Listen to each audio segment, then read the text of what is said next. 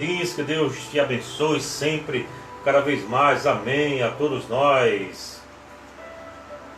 Vamos começar daqui um minutinho a nossa biografia da tarde, falando sobre este homem, Ulrich Zwinglio. Você pode compartilhar, vão compartilhando entre seus amigos, enquanto a gente não começa. E também acesse o meu canal no YouTube, Balaio Literário, onde você tem todas as biografias, além de mensagens e estudos que nós damos aqui na igreja, e você possa compartilhar e conhecer mais daquilo que a gente tem feito na ministração da palavra do Senhor, ok? Então, continue em nome de Jesus conosco. Vamos começar a nossa biografia da tarde. Quero tomar aqui um suquinho na minha caneca nova, né? Se você, olha que caneca linda. Antônio da Costa, escritor. De quê? Da Alfa Studio, né? Não foi na Alfa Studio?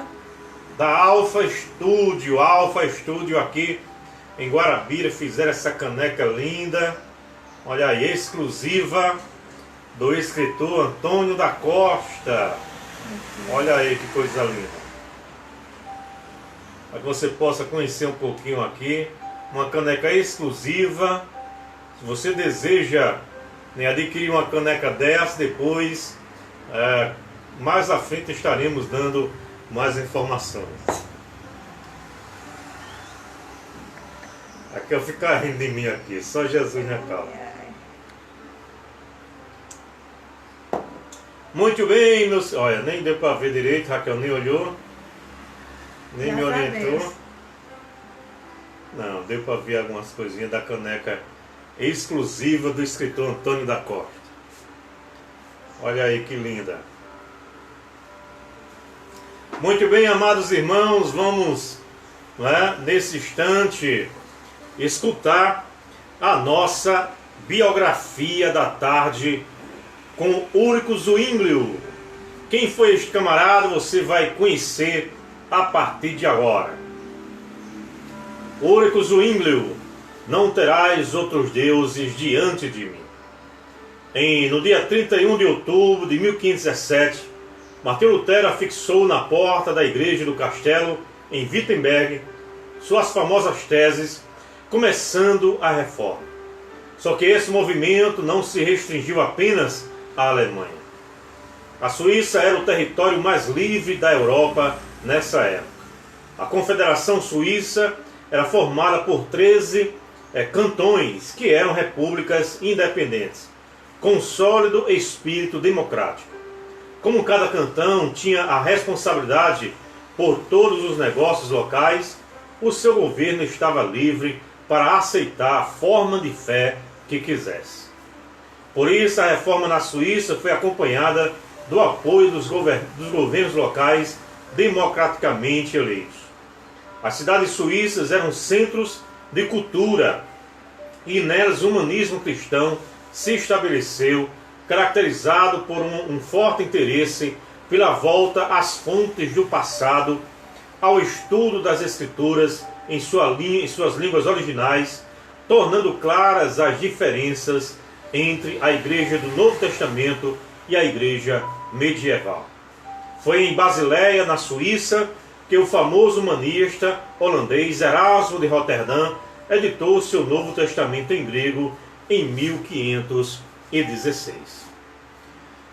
Ulrich Zwinglio nasceu em Vindaus, no cantão de St. Gallen, na Suíça de língua alemã, 2 meses depois do nascimento de Lutero. No primeiro dia de janeiro de 1484, ele foi o terceiro em 9 irmãos e seu pai e avô trabalharam como magistrados na localidade. A reforma na Suíça não seria um resultado direto da obra de Lutero, mas sim uma reforma paralela àquela ocorrida na Alemanha. Houve pontos de contato, mas a origem foi independente. Então, basicamente, na mesma época que Lutero fez a sua reforma na Alemanha, Zwinglio estava trabalhando também numa reforma na Suíça. Depois de receber uma educação rudimentar de seu tio Bartolomeu, que era sacerdote de Wenzel, Zwinglio foi estudar na Berna e depois na Universidade de Viena, na Áustria, antes de se matricular na Universidade de Basileia, na Suíça, em 1505, onde foi cativado pelos estudos humanistas e dos textos de Tomás de Aquino, desenvolvendo um grande interesse nos aspectos éticos do cristianismo. Como Henry Stroll pontua, diferente de Lutero, nele estavam aliados o cristianismo e o humanismo. E Zwinglio frequentemente ornava seus discursos com citações dos grandes pensadores da antiguidade pré-cristã, nas quais via concordância frequente com as grandes verdades cristãs. Em seu tempo na Basileia, recebeu influência de Tomás Wittenbach, que o encorajou na direção que acabaria levando a sua crença na autoridade exclusiva das Escrituras e na justificação pela graça somente mediante a fé. Em 1506, após receber seu título de mestre em artes, foi ordenado sacerdote em Constança, no sul da Alemanha, e serviu na paróquia de Glarus, na Suíça. Lá ele continuou os estudos, chegando a dominar o grego, o que era um feito extraordinário, pois havia muitos sacerdotes que nunca tinham lido o Novo Testamento. Diz que Zwinglio chegou a decorar todas as epístolas paulinas em grego. Imaginou isso? Um homem também de grande capacidade intelectual. Ele serviu continuamente como capelão em vários campos de batalha na Itália em 1513, mas opôs-se ao sistema mercenário suíço, constituinte dos exércitos que o papado organizou para defender seus interesses, que corrompia e destruía a juventude de sua terra, demonstrando ser um verdadeiro patriota. Ele descreveu a si mesmo como um suíço professando Cristo entre os suíços. Por volta de 1516, depois de estudos diligentes do Novo Testamento grego, editado por Erasmo, Zwinglio foi despertado para a fé evangélica. Experiência muito semelhante àquela que Lutero estava experimentando na mesma época. Esse acontecimento levou Zwinglio a voltar-se para as Escrituras com fervor ainda mais sincero, como ele mesmo diz. Dirigido pela palavra e pelo Espírito de Deus, via necessidade de deixar de lado todos esses ensinamentos humanos e aprender a doutrina de Deus diretamente de sua própria palavra. Zwinglio também passou a ser hostilizado contra o sistema medieval de penitências e relíquias que atacou em 1518. Olha bem, Lutero fez a sua 95 tese em 1917, e Zwinglio já estava atacando as relíquias e a penitência em 1518. Nessa época, foi transferido para ser capelão no mosteiro beneditino de Eisleben, um centro de peregrinações onde pregou contra a ideia de que tais serviços garantiam a salvação, atraindo muita gente. Nessa época, ele teve a oportunidade de conhecer pessoalmente Erasmo, quando este passou um tempo em Basileia, e sua ênfase na pregação expositiva tem sua origem na influência deste humanista cristão. Estamos falando nesta tarde sobre Ulrich Zwinglio, esse grande reformador também ali na Suíça, um homem altamente capacitado. Queremos mandar um abraço para nossa irmã Maria Lúcia Xavier, que está aí também, entrou, está atenta. Nossa irmã Cláudia Juvino também. O pastor Carlos Fernando aí em Portugal. No Instagram, Raquel. Estamos também ao vivo pelo Instagram, pelo Facebook. estou aqui tomando meu suquinho na minha caneca nova. Presta atenção, Raquel, está dando para ver? Ai, meu Deus. Bota mais pra aqui. Isso. Caneca exclusiva, né, do pastor Antônio da Costa. Olha aqui, para quem quer conhecer, olha. Caneca exclusiva do pastor Antônio da Costa. Feita ali. Meu nome, Raquel? Alfa Studio, eu acho. Alfa Studio. Deixa eu aproximar mais aqui. Olha aí, ó. Antônio da Costa. Olha que coisa, caneca linda, né?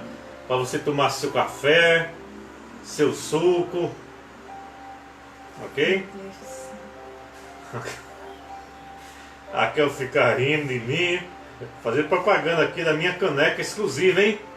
Quem quiser uma caneca dessa, depois a gente vai dizer se você, como você pode adquirir, não é? Depois a gente vai estar pensando em sortear também, né? Vai depender de algumas coisas aí que estamos em vista, ok? Mas futuramente estaremos colocando. Nosso irmão Tiago Alves também está aí. Deus abençoe a sua vida em nome de Jesus. Vamos lá. Zwinglio. Logo depois, em 1519, Zwinglio foi chamado para ser o sacerdote popular de Grossmünster, uma coisa assim, a grande catedral de Zurique, onde ficou até o fim da vida. Sobre o portal dessa igreja pode-se ler a seguinte inscrição: nesta casa de Deus, a reforma de Ulrico Zwinglio começou. Um dos grandes momentos da reforma ocorreu no início de 1518, quando Zwinglio começou o culto anunciando sua intenção de pregar sermões expositivos, capítulo por capítulo, começando no Evangelho de Mateus, dispensando as homilhas tradicionais. Essa série de sermões foi seguida por preleções no livro de Atos, nas epístolas de 1 e 2 Timóteo, Gálatas, 1 e 2 Pedro, até que em 1525 já havia percorrido todo o Novo Testamento, menos o Apocalipse. Daí, voltando-se para o Antigo Testamento. Segundo o amigo Henrique Bonniger, Zwinglio recusava-se a cortar em pedaços, ou em pequenos pedaços, o Evangelho do Senhor. Ele relembrou depois que pregou sem nenhum acréscimo e sem nenhuma hesitação ou vacilação por causa dos contra-argumentos. Ao permitir que a Escritura falasse diretamente à congregação, Zwinglio presenciou uma ávida corrida de seus paroquianos para escutá-lo, enchendo a catedral. O seu Shedd, ao defender esse modelo de pregação, escreve: a pregação expositiva é importante para mim, porque é nesse tipo de mensagem que Deus me tem falado mais poderosamente. Quando escuto uma mensagem que mostra falta de respeito pelo texto, creio que estou ouvindo dizer que a Bíblia não tem importância. Então, o que vai substituir a Bíblia serão, indubitavelmente, as ideias do pregador. Prega a palavra, foi esta a exortação de Paulo a Timóteo. Eu acho que devemos insistir nisso, se cumpre a igreja se manter nos trilhos da fé histórica e bíblica. Já nesse tempo, Zwinglio tinha chegado a compreensões doutrinárias bem parecidas com as de Lutero, só que ele não passou pelo tormento espiritual do reformador alemão, mas sim por uma grave doença, contraída durante o tempo em que exerceu o ministério pastoral entre vítimas da peste.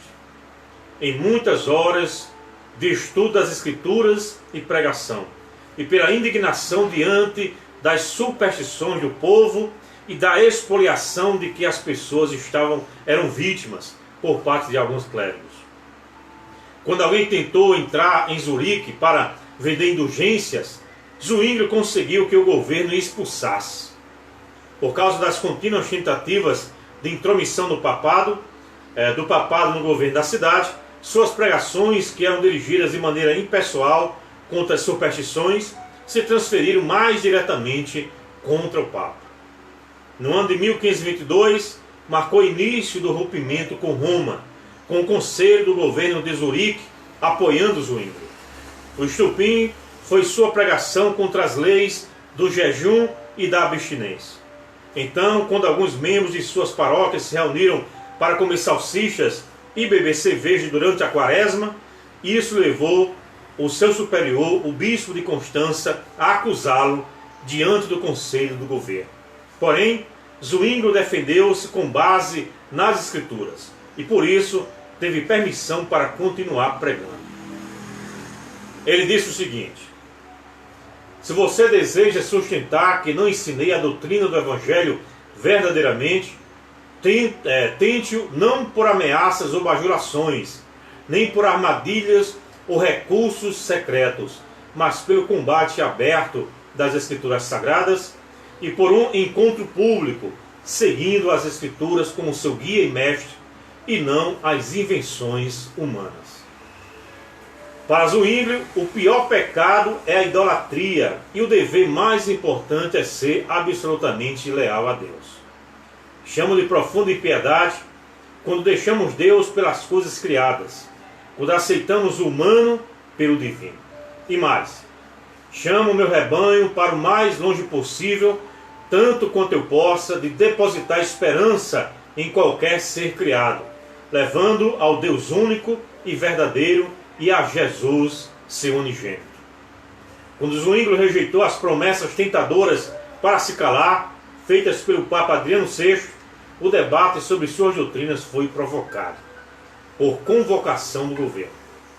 Do outro lado, estaria o vigário-geral de Constança, Johannes Fabri. Diante de 600 pessoas que foram ver o debate, Zwinglio sozinho defendeu suas doutrinas com base nas Escrituras e não houve resposta por parte do vigário. Para o debate, Zwinglio preparou os 67 artigos, nos quais insistia que Jesus Cristo é o único Salvador, a verdadeira Igreja Católica é composta de todos os crentes em Cristo, as Sagradas Escrituras são a única autoridade em questão de fé, as boas obras são realizadas unicamente por Cristo, Deus é o único que pode nos absolver de pecados, rejeitando a confissão auricular. Os sacerdotes têm o direito de se casarem e condena as práticas católicas não aprovadas pelas Escrituras, como os jejuns e as vestes clericais. Fabri limitou-se a dizer que convocaria um concílio para decidir sobre as questões debatidas. Quando lhe pediram para mostrar que Zwinglio estava enganado, Fabri se negou a fazer. Então o conselho declarou que, já que ninguém podia refutar as doutrinas de Zwinglio, ele poderia continuar a manter-se como antes, proclamando o Santo Evangelho e as corretas divinas Escrituras com o Espírito de Deus, de acordo com sua capacidade. Essa decisão marcou o rompimento da cidade de Zurique com Roma. Zwinglio exclamou: Deus seja louvado e agradecido, cuja palavra reinará nos céus e sobre a terra. A partir daí a reforma foi levada avante. As taxas de batismo e sepultamento foram abolidas. O pão e o vinho começaram a ser oferecidos ao povo na ceia. Muitos sacerdotes, monges e freiras se casaram. Zwinglio se casou com a viúva Anna Reinhardt em 2 de abril de 1524, com quem teve 4 filhos. Foi estabelecido um sistema de educação pública geral, sem distinção de classe social. O uso de imagens e relíquias foi proibido. As propriedades eclesiásticas foram confiscadas e foi estabelecido um programa de auxílio aos pobres. Em 1525, a reforma se completou em Zurique com a supressão da missa. A igreja e o governo estavam trabalhando juntos pela reforma. E Zurique se tornou o primeiro estado evangélico por iniciativa dos governantes e do povo, e não dos príncipes ou nobres. Essa decisão estava baseada no princípio de sola escritura, somente a escritura, com o governo ordenando que toda pregação da cidade deveria estar em conformidade com a escritura.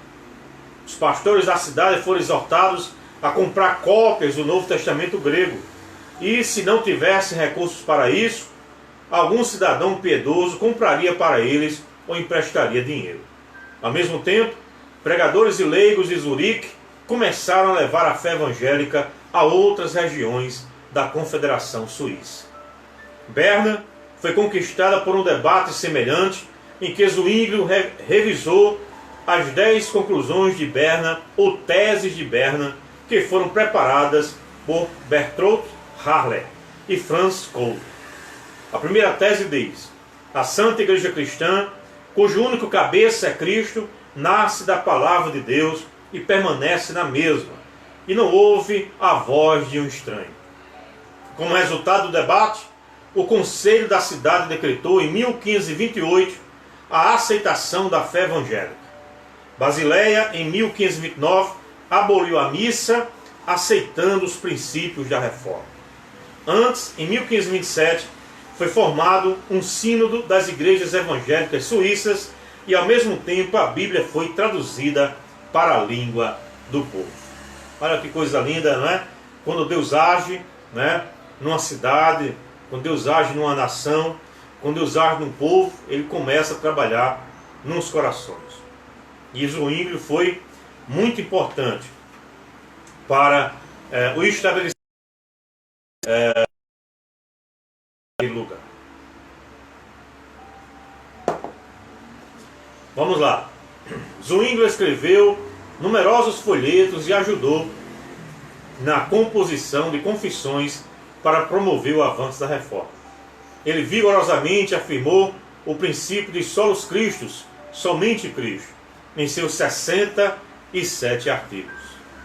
O resumo do Evangelho é que nosso Senhor Jesus Cristo, o verdadeiro Filho de Deus, ensina a nós a vontade de seu Pai Celestial, redimindo-nos da morte e reconciliou-nos com Deus por sua inocência. Portanto, Cristo é o único caminho para a salvação de todos os que existiram, existem ou existirão. Tal afirmação do sacrifício único de Cristo excluiria totalmente a noção de salvação baseada em méritos. E esta ênfase na mediação da graça de Deus, disponível somente por meio de Cristo e comunicada pelo Espírito Santo por meio de sua palavra, é um poderoso corretivo em meio à extrema pobreza de reflexão contemporânea sobre a pessoa de Cristo, onde os religiosos não têm como suficiente, onde as pessoas o têm buscado lado a lado com a filosofia, o legalismo e o misticismo. Não é isso que acontece hoje em dia? Então as pessoas, ao invés de buscar a sua plenitude em Cristo e no Evangelho, começam a misturar o Evangelho, a palavra, com filosofia, o legalismo, não é?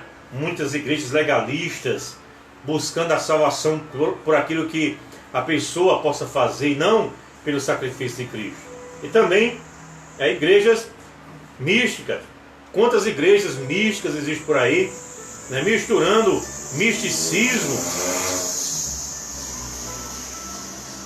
misticismo com a palavra de Deus.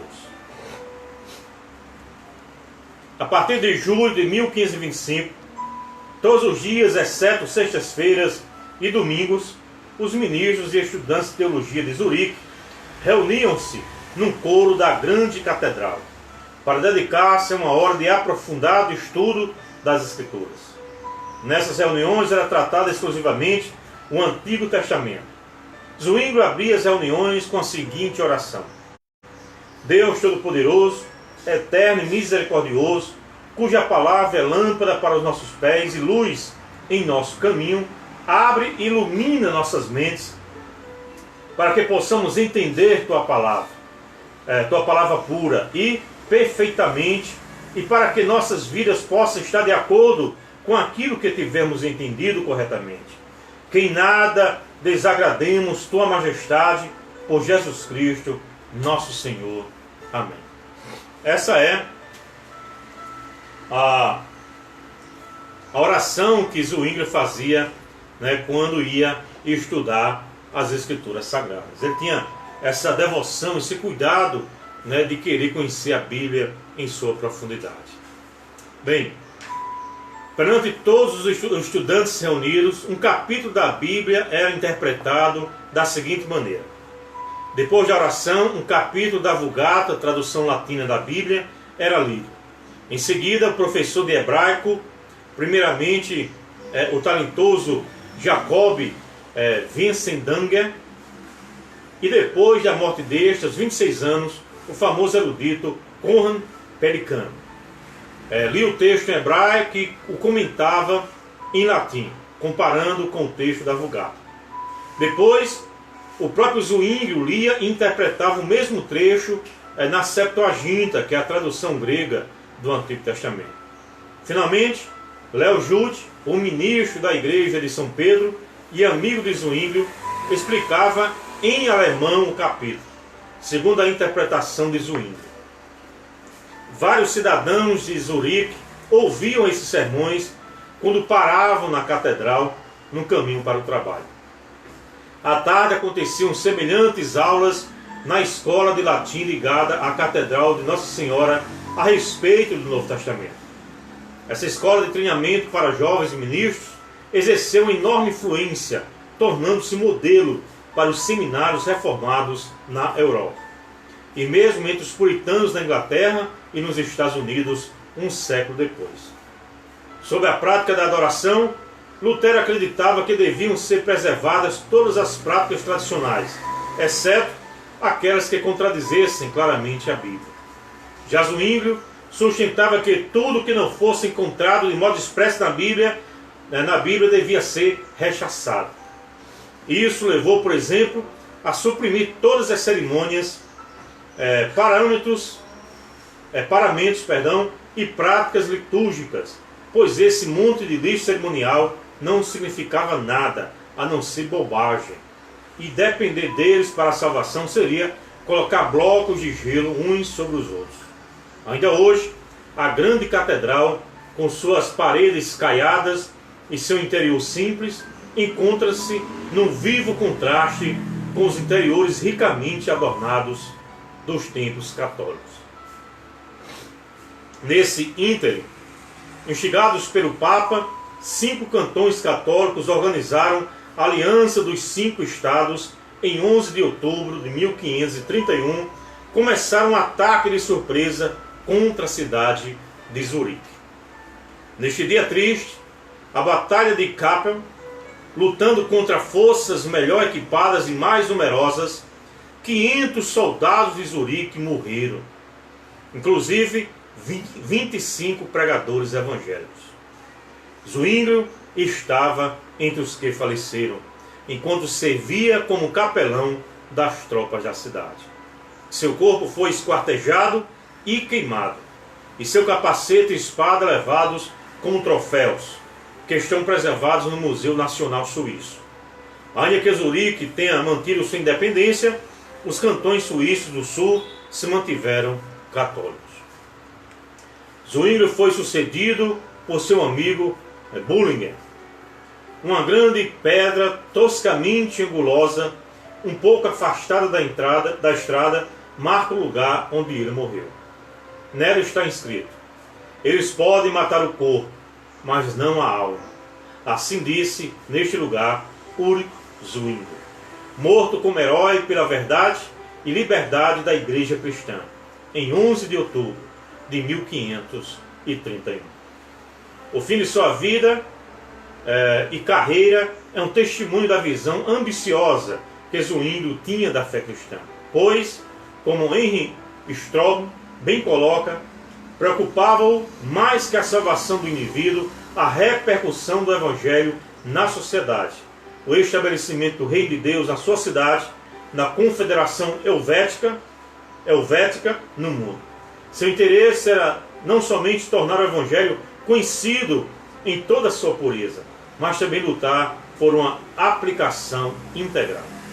Como Timothy George conclui, hoje o turista que vai a Zurique encontra uma estátua de Zwinglio perto de Wasserkirch, no rio Limar, próximo ao lugar onde o reformador desembarcou quando foi assumir seu cargo de pregador na grande catedral pela primeira vez em 1519. Zwinglio está com a Bíblia na mão e a espada na outra. Essa pose simboliza notavelmente não apenas a tensão da carreira de Zwinglio que o levou à trágica morte, mas também seu desejo de trazer todas as esferas da vida: igreja e Estado, teologia e ética, magistratura e ministério, indivíduo e comunidade, a conformidade com a vontade de Deus. Naquela época, como agora, isso era na verdade tentar algo corajoso por amor a Deus. Para nós hoje, ainda ecoam as palavras de Zwinglio ditas em 1523. Não tenham medo, meus amigos. Deus está do nosso lado e protegerá os que são seus. Vocês de fato realizam algo grandioso e encontrarão oposição por causa da pura palavra de Deus, sobre a qual apenas alguns se importam de pensar. Vão em frente, em nome de Deus.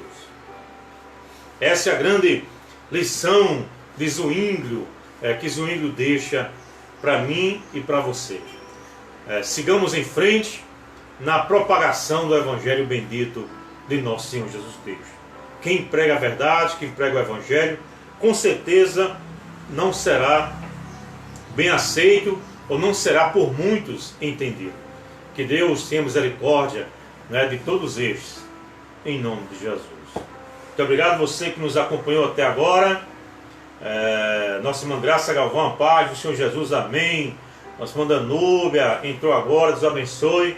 Se você não viu, reveja essa nossa live da tarde, uma biografia. Falamos hoje sobre Zwinglio, um grande reformador, talvez no mesmo nível de Lutero, mas que pouca gente ouviu falar dele.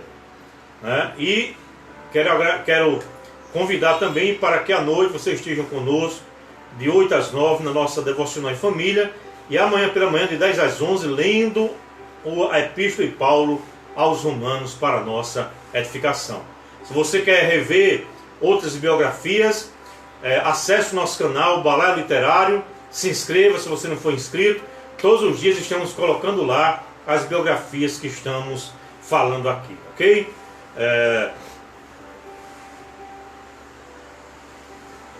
Vamos estar encerrando